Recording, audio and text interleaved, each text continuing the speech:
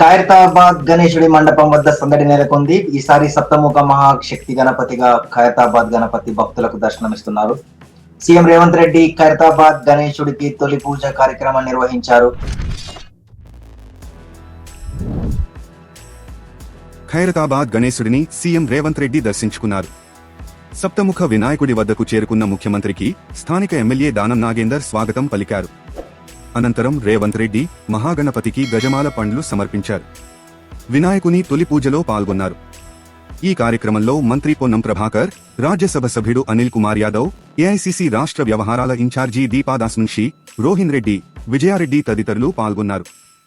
రాష్ట్రంలోని అన్ని గణేష్ ఉత్సవ కమిటీలకు ప్రభుత్వం అండగా ఉంటుందని సీఎం రేవంత్ రెడ్డి స్పష్టం చేశారు.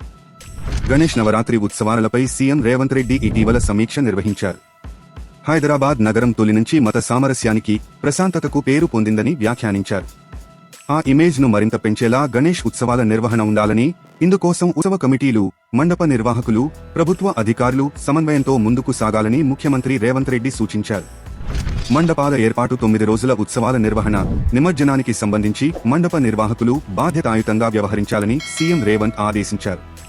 ప్రభుత్వం తరపున పోలీసు, జీహెచ్ఎంసీ, ఆర్ఎండ్బి, నీటి పారుదల శాఖ, విద్యుత్ శాఖతో పాటు ఇతర ముఖ్య శాఖల అధికారులు సైతం మండప నిర్వాహకులతో సమన్వయంతో ముందుకు సాగాలన్నారు. నిమజ్జన మహోత్సవాన్ని పకడ్బందీగా నిర్వహించాలన్నారు. ఎటువంటి లోటుపాట్లకు తావు ఇవ్వొద్దని సీఎం హెచ్చరించారు. గణపతి ఉత్సవాల నిర్వహణకు సంబంధించి గ్రేటర్ పరిధిలోని 4 లోక్సభ సభ్యులు, ఎమ్మెల్యేల అభిప్రాయాలను తీసుకోవాలని ముఖ్యమంత్రి పోలీసులకు చెప్పారు. సెప్టెంబరు 16న మిలాద్ ఉన్నబీ, 17న తెలంగాణలో వివిధ రాజకీయ పార్టీలు పలు కార్యక్రమాలు చేపడతాయని, అందువలన అన్ని కార్యక్రమాలకు సక్రమమైన ప్రణాళికతో ముందుకు సాగాలని స్పష్టం చేశారు.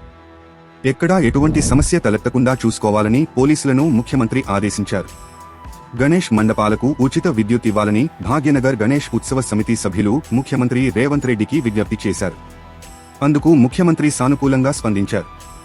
ముందుగా మండప నిర్వాహకులు ఉచిత విద్యుత్ సరఫరాకు దరఖాస్తు చేసుకోవాలని సూచించారు.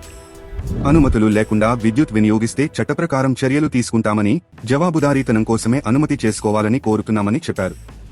మండపాల్లో డీజే సౌండ్లు వంటి అంశాల్లో సుప్రీంకోర్టు నిబంధనల ప్రకారం ముందుకు వెడతామని ముఖ్యమంత్రి వివరించారు.